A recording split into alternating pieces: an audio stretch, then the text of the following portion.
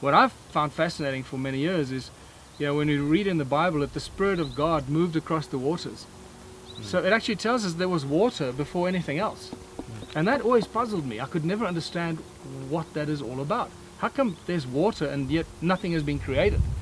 So when you start looking at water and how it affects our lives and what it does on this planet, that we have oceans on the ground, we have rivers that fill the oceans, we have oceans in the sky. Look, there's an ocean coming towards us. You can see it in the distance there, dropping loads of water. Millions and millions of liters of water are being dropped from the sky onto the land.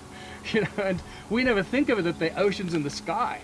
The water hangs up there and it flows on the ground, so we're sort of stuck between two layers of water in a way. And there's water in the air around us. There's water vapor everywhere. And we're 80% made up of water. Anything between 80 and 90 or more water. And each one of those water molecules is what? It's just a resonance. Everything is just bloody resonance, man.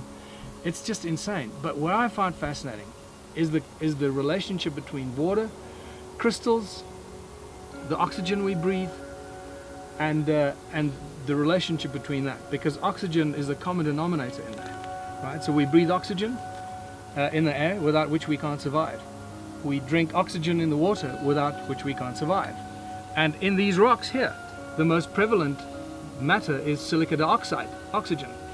And silica dioxide, just like water, crystals, silica dioxide is crystals, for those who don't know what that is, crystals hold virtually infinite memory, and crystals heal. Crystals are storage of energy.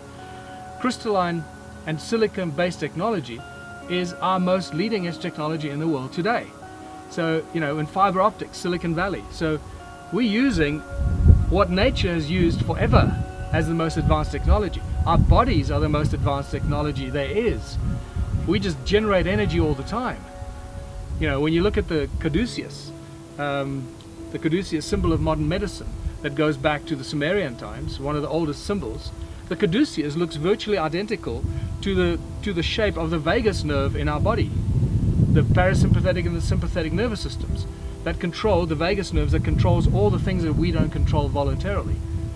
For example, going back to the Bosnian temples, for an example, when you say crystals, water and oxygen. Yes. And a lot of these temples then have water ducts at the bottom of it. Absolutely. Using crystals as a way to access that information. Yeah. And which is inherently creating different oxygen that they breathe in inside of things. It's creating a different sort of healing. Yeah. In itself just there.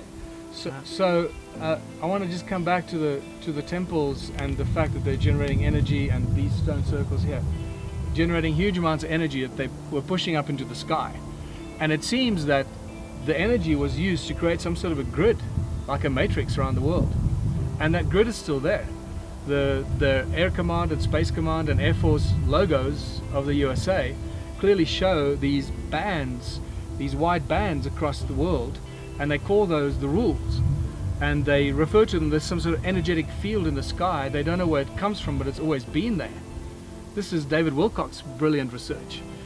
And this was fascinating because when I started measuring the energies here, realizing they were being pushed up into the sky, then I discovered a Sumerian clay tablet that talks about the ancient times when the gods created the structures on the earth according to some sort of an energetic grid or an energetic map in the sky.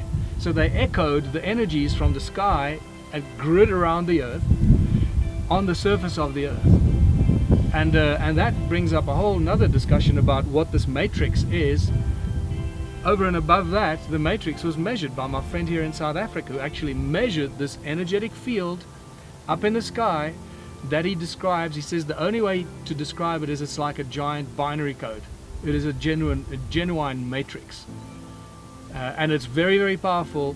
When you disturb it, it breaks, but it very, very quickly recombines and reforms itself. It's indestructible, according to what he told me.